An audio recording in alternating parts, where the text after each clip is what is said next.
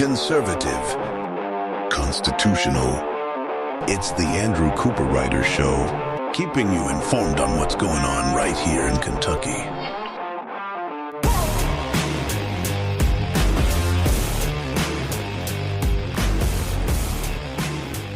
Today on the Andrew Cooperrider Show, the State House leadership elections took place. We'll talk about the outcomes from that, what happened, some other discussion surrounding it, how it points to part of our problem in politics, what we hope to fix one day, maybe, perhaps if we can roll back the march that we've seen. So we'll be digging into that. And then the stories kind of surrounding that. There's some other offshoot stories that deal specifically with those leadership elections. But before I dig down into it, please make sure you like, comment, share, and subscribe if you can do that on the places where you're listening to this. If you're listening to this on Apple or Spotify, please make sure you leave a review and make sure you tell others to tune on into the Andrew Cooperrider Show. I certainly appreciate it. I know we have a little bit of a growing audience, and there's literally thousands of people that tune into the Andrew Cooperrider Show every week, but we always appreciate reaching more people. So please make sure you do so, especially as we're dealing with this problem that's gone on in the House. And I believe the way we solve some of these issues going on within leadership elections, we're seeing this at the federal level in the Senate, is by voters paying attention. I'll dig into that. Also, if you want to reach out to the show, feel free to email info@theandrewshow.com. Once again, that's info@theandrewshow.com. If you have something you think I should talk about, send it on over. Also, if you just want to reach out and say nice things, you can do that. If you want to say mean things, don't do it there. Won't be read by other people, barely read by me. So please make sure you comment that on my posts and things like that, so that way everybody else can yell at you for having a stupid opinion, because that's how I like it. But without further ado, let's dig into it. So leadership's elections in the House happen. And first, let me explain the process of how this works. Now, I have to base this process on prior legislators not currently in the House telling me about it, because current legislators are sort of kind of not even allowed to tell us the process. Understand this. What goes on in the caucus meetings is supposed to be super duper ooper secret, completely secret, right? And you could see there being some reasoning that legislators have a place to have debates and disagreements where the press isn't allowed, and even some of the citizens can't see it. And as such, because when they're having these discussions on some issues and they're talking about, well, how this will affect this or that, you could see perhaps how they don't want with a press that takes things out of context and doesn't quote accurately and so on and so forth. All issues that we've seen, obviously, with our press recently and historically. I could see why they don't want the press in to the room while they're talking about certain topics. However, that isn't the reason why they've really shut off the caucus meetings. And in fact, outside of having actual debates on the pieces of legislation moving forward would be one thing different. But what's happening in our House instead, and what's happening instead in that private closed room, is really just people trying to flex their muscles in order to use force and coercion, not debate. They don't want to hear a debate, but to use force to make the other legislators bend to their will. You'll remember last year when there was an attempt to get some rules passed and some other things that Ken Fleming out of Louisville came out saying that he personally would see to it that Northern Kentucky's bridge toll would have to charge a toll in order to cross over it, because the Northern Kentucky legislators he doesn't like. And so he's going to punish literally all of their constituents by putting in place a toll, because that's the kind of person he was. And so that is interesting, to say the least, to kind of point out how they wield this time of secrecy. It's not to have honest debate, but rather to issue threats that they don't want other people to hear so often. But it's so secretive that not only are we not allowed to hear the arguments, especially not the debate and arguments and conversation regarding leadership and the elections, but we aren't even allowed to know the exact process. We're not supposed to know how they arrive at these decisions. That tells you something stinks. Something's wrong when we can't even know how you arrive at these conclusions. And in fact, we're not the only ones who get things hidden from us. Actual legislators do as well, based on what I talked to some former legislators about, and generally this is how it goes. They come in to take the vote on leadership. Candidates for the leadership positions, they make their speeches. Then a secret ballot is taken where they vote and, no names to the ballot or anything else. And that's all fine. Then the vote counters, which is, generally leadership and one watcher, go into a room to secretly count the votes. And all of them are sworn to secrecy on the vote totals. Then they come out and just say who won or lost. And by sworn to secrecy, I don't mean they can't tell us. They're not allowed to come out, and nobody's allowed to tell us how many votes. In this case, Josh Callaway challenged David Meade. We'll get into that. But how many votes did Josh Callaway get versus David Meade? They're not allowed to tell us that vote total, but they're also not allowed to even tell the other legislators in the caucus the vote totals. So technically speaking, your state house rep, if they're not a member of leadership and they weren't the watcher, has no clue how many votes, is supposed to not have any clue how many votes the person who's currently going to be like the Speaker of the House, Speaker Pro Tem, caucus leader, as such, they're not to know how many votes they actually got. Now, why do they do this? Well, this has to do with power. Weak people needing power. And what I mean is that if they find out during this caucus vote, because remember, the vote takes place kind of on the floor, somewhat, it gets officially certified, Speaker of the House as such. But if this vote, if it's found out in this vote that, for an example here, Josh Callaway is challenging David Meade. If David Meade only got 1% of the vote, got 41 votes to Josh Callaway's 39, let's say, and the rest of the caucus realized how weak David Meade is, some of the people maybe voting for David Meade were only doing it because they thought, well, that's just who's going to win, and there's no use in not voting for him because, nobody's going to vote for Josh Callaway anyways. But then they find out, oh, wow, 49% of the chamber voted for Josh Callaway? Well, geez, maybe I'll change my vote. And now the caucus goes into, quote-unquote, chaos. Not really chaos, but it ends up showing just how weak an individual is. And so they will continue to be challenged. Even if they happen to pull off the vote, they'll continue to be challenged throughout their tenure as whatever position of leadership they have. And knowing how weak they are, people could use that as leverage against them. Say, we'll support somebody different. I voted for you last time. I may not do it next time unless you give me X, Y, Z. And so they don't want leadership to be in a position to look weak. So they want to hide the vote totals away from the rest of the legislators so they can continue to consolidate their power. And they consolidate this power in order to basically tell the rest of the legislators how to vote, what moves forward and what doesn't. In that letter that we covered earlier this week, Monday this week, and that I posted about on social media, it outlined how, is our system supposed to be such that people elect representatives, but really we should just go ask, go ahead and ask, Speaker Osborne or the few handful of people in leadership, hey, can this bill pass? Nope. Okay. Can this pass? Nope. Okay. Why even have representatives to vote on things? The only thing representatives can do is, to a degree, vote no. They can kind of sort of stop bills. If they're like, look, we have way too much pressure coming back home for me to be able to vote yes on this, I can't do it. That could possibly stop bills, but there's nothing legislators, general run-of-the-mill legislators, can do in order to get bills moving, in order to pass new legislation. And new legislation has to be passed to undo things that we don't like, on top of doing things that we do if you happen to want the government to do certain things. But if you want, for an example, if you say, you know what, I think that tax increases, any tax increase at all at the local level should be a tax referendum, should be voted on. So if you think that's to be the case, well, you have to pass a bill to undo that, but they won't let that move.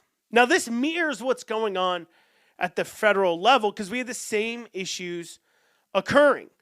Right now in the Senate, we have a fight over leadership in the Senate between three senators, and there's one that all the public likes, and then there's two that the other senators like. And the general consensus is one of the two that I'm not going to say all the other senators like, but the two that are more establishment and more part of that kind of McConnell-esque style of things will probably end up winning. And the one who all the people actually want to hold the position, because and the president as well, Trump, is because, well, they're willing to toe the line. They're willing to keep it the same as usual. Everybody's willing to keep their power, and we don't give power to the masses. And, well, I'm sure there's a lot of fear-mongering, too, about, well, if we open it up, we'll look bad.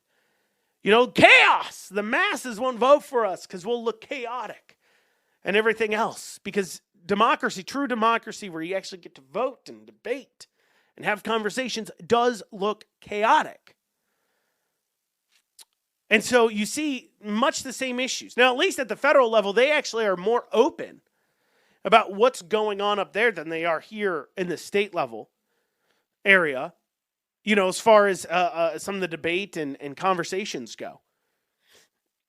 Now, how did this all go wrong? How did we end up in a position where people who consolidate power, why is it, you would think to yourselves, why would the rank and file members of the state house or the rank and file members of even the federal Senate, why would they be willing to go along to get along? Why would they be willing to just let somebody else make all the decisions they don't have to?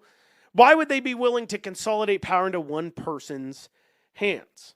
And I think this is where it all went wrong, and that is legislators at all levels, state house, state senate, federal house, federal senate, they like being in office, just being in office, because they're kind of a local celebrity for being in office. Everybody wants you at your parties. If you're a state house rep or a state senator, congressman, they want you at your parties. They want to bring you in, feel special. They'll recognize you. People will clap for you. You might even get to do a few speeches. You get to show up to ribbon cutting ceremonies and get your picture taken. And, you might even get to write an article or two in the newspaper, and people call you up for comments on all kinds of things in the local, whatever. You're the most famous mini celebrity in your hometown. And they like that attention. It gives them some power maybe locally, but really they don't have much. It's more about they feel special. They have attention. They like that. But on top of being a local celebrity for an office, when they were treated this way, they also now get paid more. They do more. And that has led to part of their growing celebrity-esque viewpoint. That is not something our founders viewed as. They did not think that being a legislator would be considered like something people would, I don't want to say want to do, but would be something that people would be willing to do and not to give themselves power, though. They always thought that people would want to run for office to give themselves power, and then them wanting power would check other people wanting power, and then power would check power. That's what our founders believed. That's what our entire system was built upon the idea of. But they never realized that there would be individuals that would find power / feel special just because they were in office. It was considered a service. That's why they called it a public service, to serve in office. And part of how it went wrong was just, frankly, the legislators meet more often. I mean, keep in mind, when Kentucky was first founded, legislators only went to Frankfort every other year for a few months to vote, and that was it. And they wanted to be done before they had to get crops in the ground. They wanted to be done before they had to go back and farm. They wanted to be done, and they didn't even want to go every single year. They only went every other year. At the federal level, Congress originally met in December, and then they left by May. Now they meet pretty much year-round. They have a few weeks off between each session or bill-making time, but they meet pretty much year-round. Also, it goes back into the fact it really was a service.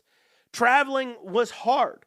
It was hard. It was hard to go from somewhere like Bowling Green to Frankfort. It wasn't a 4-hour drive, which is still difficult, but it was quite the travel. You didn't have cars. And it really didn't pay well. At the federal level in 1815, It paid $1,500 a year, or about $30,000 in today's money. So imagine that. So in 1815, they met for about 5 to 6 months out of the year, so half the year, and you made what would be the equivalent of about $30,000. So it certainly was a public service. I mean, these were people that, of their time, they were typically serving in Congress, were worth quite a pretty penny. They're pretty wealthy generally. And here they are giving up half their year for what is basically, half of basically they're getting paid what the average citizen today would make. So, kind of comparative, basically what the average person made for their time. But now it pays $174,000 a year to be in federal Congress. So you want to stay in, you want to feel special, you want to get that special treatment. Now, where the special treatment to, part of where being treated like a celebrity, like someone special came from, and the reason why this wasn't as common when first being elected, is that the government did far less. See, the more government does, the more interest everybody has. Your local governments, your chambers of commerce, your local chambers, your lobbyists, of course, the more interest they have in treating you special because they want something from you. You're not getting treated special because, they actually think you're somebody special. They're treating you special because they want something. In this case, they want to go ahead and get you to vote on the things that they want you to vote on. So how do we fix this, right? Well, we need voters to start paying attention, not just to individual elections, but actually to the ins and outs of how government operates, who these people are, the corruptness of it all, to then call on their representatives to do something different about it, but also for them to begin to look down on their representatives if they don't do a good job. Not just be like, they're a congressman, we got to be nice to them. No, they're there to represent you. They technically work for you. They're like a plumber. You don't look down on your plumber, but you're not like, he's a celebrity. He's doing a job for which you've hired him to do.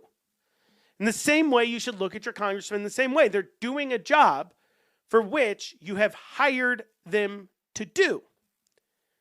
That's very important. But also paying more attention to how government intricately operates. But I'm actually have some hope because we are starting to see that.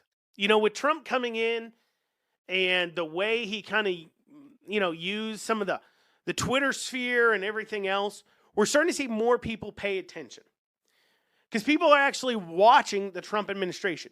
Who's he picking for Secretary of State? Who's he picking for, Secretary of Interior? Who's making on to the government efficiency group? Who's going to be at the FDA? Who's going to be in charge of the CIA? Like, people are actually paying attention to these names, which I personally haven't seen before. Now, part of the reason why people are paying attention to this with huge interest, and it honestly, it's probably one of the few good things that, people being obsessed with social media has brought us, because, individuals commenting on politics have started to make more money, journalists outside of the establishment media base. And that's important too, because when you come away from, establishment media base, their ability to write stories, to get inside scoops, all these other things, was based upon whether or not they had good relationships with the individuals within, these various departments. And so the incentive was to not necessarily report on some of the things about individuals, especially legislators, so that way those legislative offices and things would give you the inside scoop on some other things that you could write about. But now with Twitter and people basically commenting on Twitter and making money from it because of the way it's set up. I mean, if you have 500,000 followers on Twitter, you can be making 15 to 20 grand a month if you make a couple of posts a day. And so if you gain those followers by talking about politics, or you've seen a lot of interaction because you're talking about Trump and politics and everything else, well, you're incentivized to continue talking about those issues, bringing more attention to them, and more people see like little quick blurbs. They're not reading full-fledged articles, but they'll come through and they'll see, oh, Trump picked that person as, Secretary of Agriculture or whatever. And they'll see those blurbs and they'll pay attention like, oh, and then maybe they read the comments because they're interested to see how people are responding to it. So we've kind of taken politics and made it into more entertainment. It's not as boring, right? It used to be decades ago. It was a little more boring. But now it's become more of an entertainment factor, more of something that people laugh at, make fun of, but also that people communicate on with each other about. Now, granted, the negative to that is that it splits apart some relationships and families because people start taking it so personal. But the positive is they're actually paying attention to politics. Now, if we could only transfer that onto the state level, I think we could start to see some real change at the local level. And the more people pay attention who aren't paid, I think that's important too. People who aren't being paid by the political establishment, people that aren't paid for their time, not journalists or anything else, but just your average citizens, as they pay more attention to politics, they end up not happy with the establishment. Typically, they end up upset at the establishment. So that's something that I look at as hope for change in the future. But let's go back to the vote. Go back to the leadership vote. So all the same leadership in our state house stayed in, despite the issues that we've seen coming from leadership that we covered on the show that was in that letter that was getting passed around as well. And, Nancy Tate ran against Suzanne Miles, and Suzanne Miles stayed in. But we also see that David Meade stayed in despite the issues that we discussed. And the issues mainly regarding using his position to show favoritism to a certain female legislator because that they're engaged in a relationship of sorts. And by relationship, I don't know how deep it goes, but obviously they're involved in an inappropriate romantic-esque relationship. Well, in the letter, it alleges he's involved in the relationship. That being stated, this has been a pretty publicly known thing amongst, at least the legislators have known about it. Obviously, the letter coming out into the open. Keep in mind, I'm not even the first person to post it on Twitter. Someone else had posted it first, and then I went ahead and posted it as well. So it's worth talking about, when we look at that letter and we see that the accusation being made against David Meade specifically regarding his behavior with this other female legislator. And, some people would claim like, oh, that seems really kind of, that seems gimmicky. That seems gossip columny. It doesn't matter. That's just their personal lives. It doesn't matter in politics. Now, if David Meade was just getting a divorce, or if he's getting a divorce and he had cheated on his wife with like a neighbor next door or just some other random person, that really wouldn't be, at least politically, as newsworthy. Certainly not if he's currently running for office. If he was, an argument can be made if you're currently running for office and you're going through a divorce of a long-time marriage where you've been married for decades. You could make an argument that it's worth having a conversation about whether or not we should be electing somebody who should be going through one of the worst periods of their life. Like, according to, if you're a Christian, married for decades, have kids, getting a divorce would be absolutely heart-wrenching. It would be the lowest point of your life, really. And so the question becomes, is this a good time to have this person representing the legislators? Will they have the patience? Will they be showing up to work every day for us when they're supposed to? Will they be making the trips?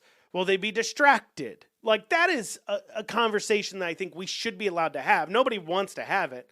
It's frowned upon if you bring that up. Obviously, somebody could be going through a divorce during an active campaign. If the person running against them brings it up, the person who brought it up is somehow the problem because, we've fallen into a society that cares more about feelings than cares about, like, hey, you're hiring somebody to do a job. Maybe you should know, like, if they can do the job. It's worth having a conversation over. But if they had gotten divorced decades ago, not a current election going on, so, if they get a divorce after an election and then it's like 2-3 years till the next time they are being voted on, like enough time has probably passed where it's really not an issue anymore. But that's not what the accusations are here. The accusations being made is not as much about David Meade getting a divorce. The accusations being made was that David Meade was engaging in a relationship with a female member of the caucus. And this does parlay into real life policy and expense to the taxpayers that are worth discussing and mentioning. And if you're there to represent your people, it's worth being brought up. Is bills that this individual, like, does this individual that he's reportedly having this relationship with, is she going to get more legislation passed, special treatment as such? And there's been evidence to that outside the bills being passed. Now, you may ask, Andrew, you seem to know who the female legislator is. Why won't you tell us who it is? And I think part of that has to do with there hasn't been a public accusation by somebody who's within the legislature or a public accusation by somebody in the know on who this person is. And while I've been told who this person is, and there's a lot of evidence that this female legislator is who she is, it's still alleged, right? And I'd hate to be wrong, okay? So when it comes to David Meade, there's been a public accusation. I'm just bringing you the news, talking about that accusation. There hasn't been one of exactly who the female legislator is, and so it kind of, I just feel it would be improper to name that person as bringing you the news until there's some other, evidence or some, somebody makes that public accusation that would be in the know. That also is evidence of it. But if it is who is being alleged, well, we can see how this is affecting the taxpayer. For an example, so this woman, if we look at her district and then we look at the districts around her. So let me first explain how expenses work in off session. So while during session, every legislator is pretty much paid the same. Now, if you live a certain distance away, you get paid a little bit extra for your travel and your living expenses because, you can't drive 4 hours to work every day, etc. But in the off session, now you're put on committees. Those committees meet. You kind of have to be paid for those committee meeting days. However, you can be paid for additional work days and travel expenses at the leadership of the state house's discretion. And so that is something that David Meade has direct influence, say-so, control over, has direct ability to say how much should legislators get paid. Should these days off be approved? Or saying whether or not they should be paid for the travel time and expense. And so when we look at some things, when it comes to the individual being alleged, we see something interesting. So for an example, the female legislator being alleged here as David Meade's female companion, in off-session pay, so these are approved work days, has been paid $8,741. Now, when we look at, and I'm only going to look at legislators that touch her district, okay, legislators around her for comparison, because it's hard to compare that to somebody that's like, lives in Lexington or Frankfort or Versailles or somewhere real close, because one, they don't get as much travel pay, and then obviously, if they run up there and do some things and come back, maybe their pay is a little bit different, right? So I'm just going to compare it to people in the geographical area, okay? Now, the female legislator being accused here is not a chair of a committee, sits on just a few committees, and is very comparable to some of her other legislators. So one of the ones that touches her, she's been paid, let me lay this out better. She's been paid $8,741 in special session pay. Okay. Meanwhile, a representative who touches her district that's farther away has been paid $5,082 in off-session pay, an approved pay from leadership. So that's like another $3,700 more she's been paid. In fact, somebody who's also farther away, that's a chair of a committee. So you'd say chair of a committee, they have a lot more work days, approved work days that they would get, where they're doing more work for their committee meetings. Well, he's only been paid $6,931, almost $2,000 less.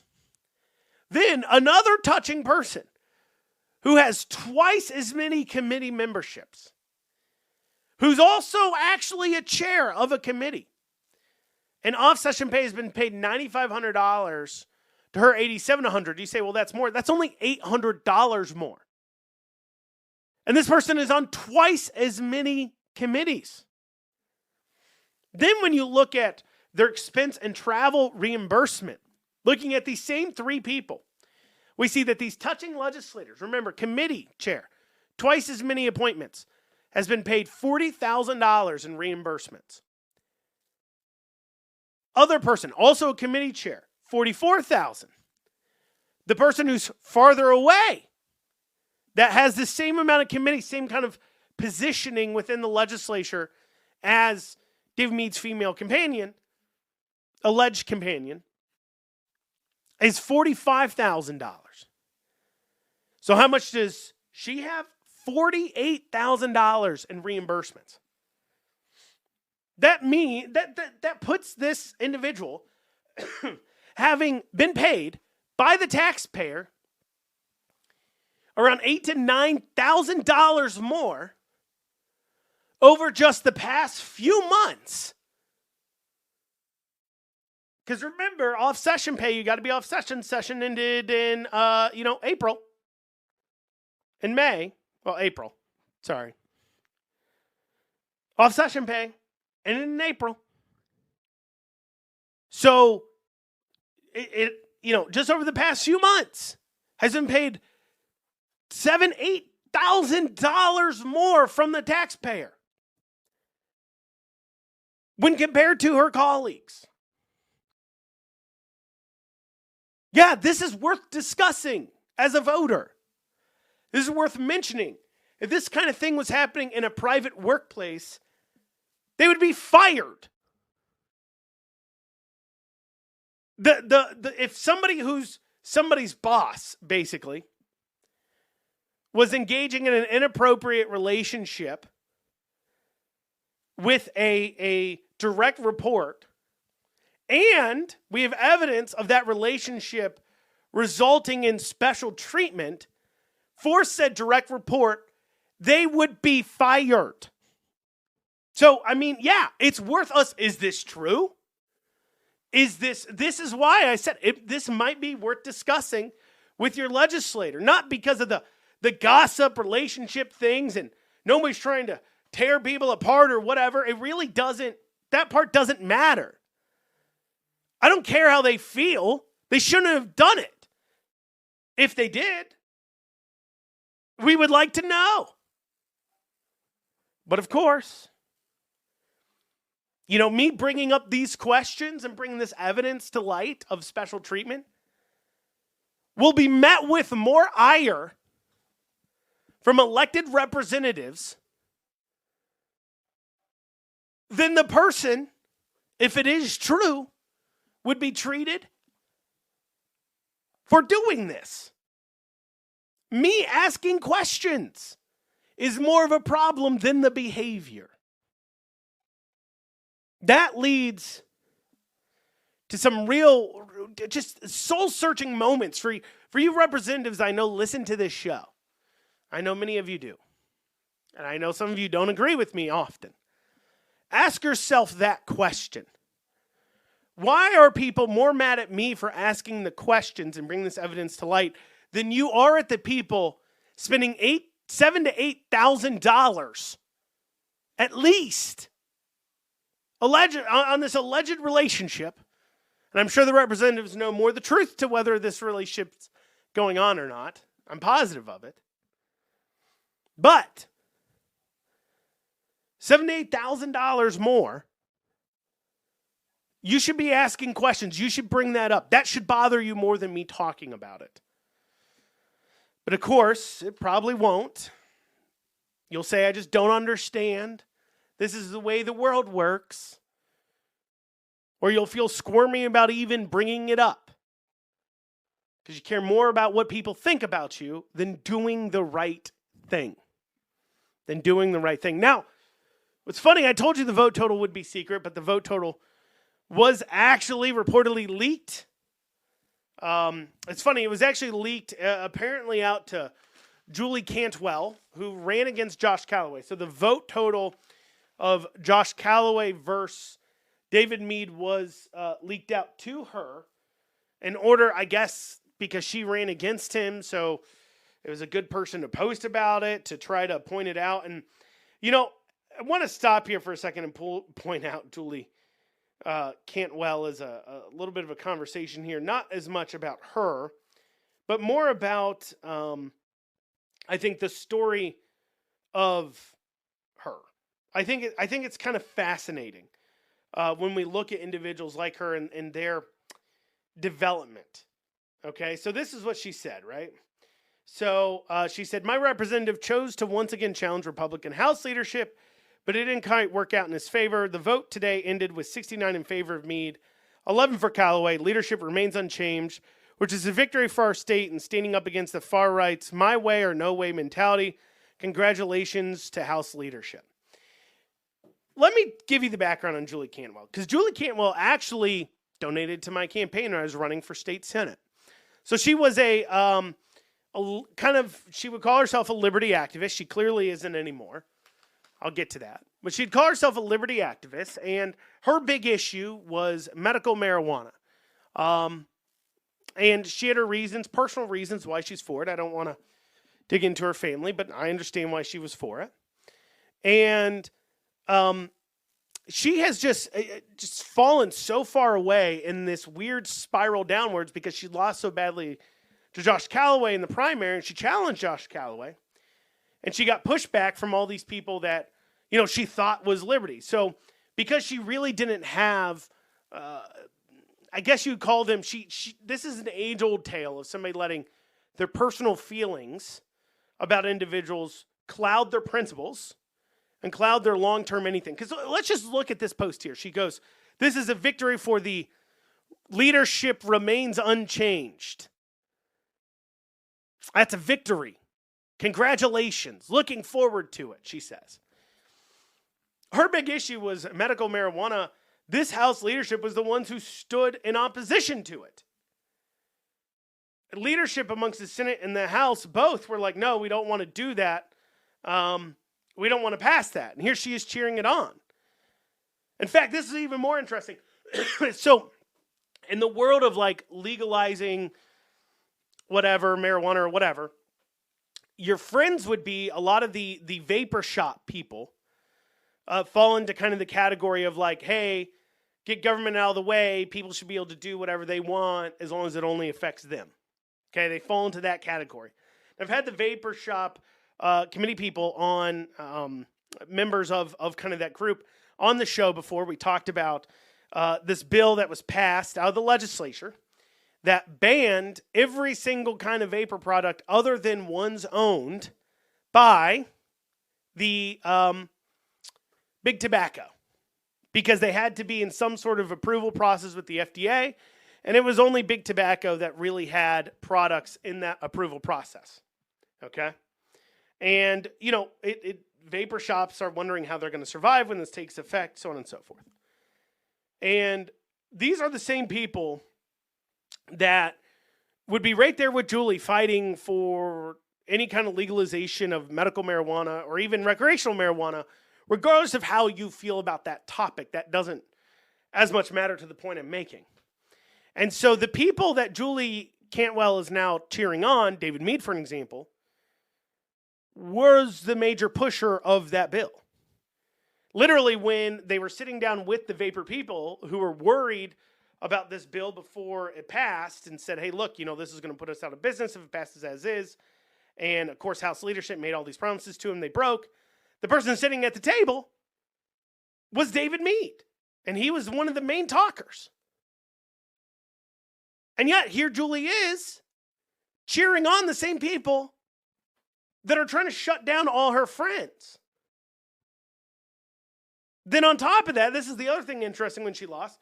She went ahead and she went full on of supporting Andy Beshear, in fact, holding signs for him at Fancy Farm and everything else. The same guy who put in place lockdowns. That's not liberty at all. That's something I know you weren't getting. That was the most egregious violation. And on top of that, he put in the backdoor vaccine mandate policies. Something that Julie was against, or at least said she was. I know, because I held protests on it. Protests and demonstrations that often she showed up to. Yet she was the first to support Beshear. Now, granted, you can make the excuse that she supported him because he did the steps on medical marijuana, and you can say, okay, maybe.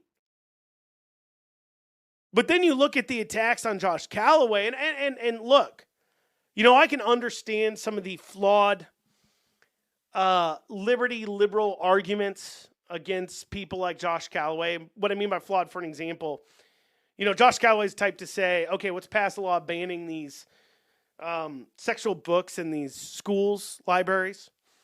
And there's this cadre of liberal liberty people that believe like that's an overreach of government, that's a violation, that's freedoms, you're banning books, that's not freedom and everything else. But of course, I understand that viewpoint's thought process, but it's incredibly wrong and ignores how we got here, because let us not forget that we're talking about school libraries, which are being funded through dollars that have been forcibly taken from the taxpayer.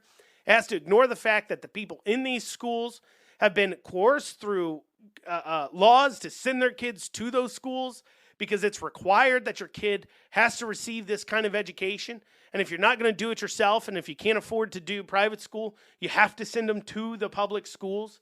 That is taking so much money anyways of your tax dollars. So you have to ignore the laws forcing kids to be there. You have to ignore how the money showed up to pay for these. You have to ignore all of that. And if you do, well, then you could end up in a position to claim somehow it's a liberty violation to say, look, you can't put these pornographic books in this library.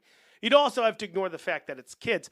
But, there's people who look at those kinds of things that Josh Callaway and others look at and say, that isn't liberty. And any time where we're talking about you forcibly taking tax dollars, then use them, well, unless you're talking about ending that forced taxation, unless you're talking about just cutting that off completely and making it not funded through taxpayer dollars, anything you want to push for, your money being spent on is fair game. That is my liberty opinion, is that the most liberty I have now in making my decisions is trying to get you to stop spending my money on things I disagree with. If you don't like it, stop taking money from me and spending it on that, and then my opinion won't matter.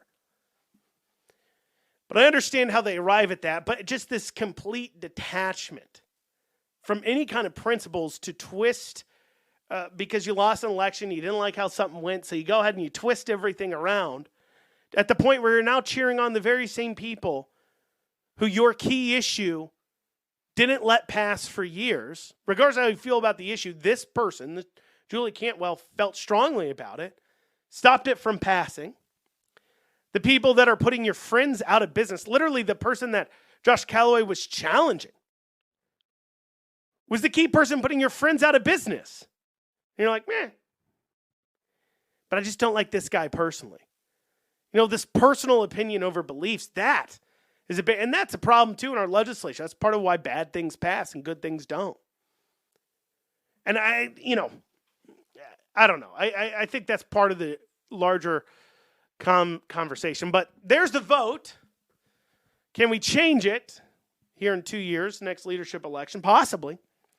Depends on how much people pay attention, how much they demand from their legislators, how much you buy their BS. I mean, most of these legislators have no idea what's going on anyways. I can tell you, I've had conversations with them. They ask some of the dumbest questions too of me. when I'm talking to them. It's worth mentioning that just so when you're talking to your legislators and you start talking to them about these bills, if they give you dumb looks or dumb responses that are canned, or they clearly don't understand the bills, even if they vote right on what's coming to the floor, maybe you should look at replacing them too, because maybe they're just too stupid to be able to think for themselves. Something to think about. Well, y'all, that's what we got time for today on the Andrew Cooperrider Show. Thank you all so much for joining me. Back here again this week. Hope you have a great rest of your day.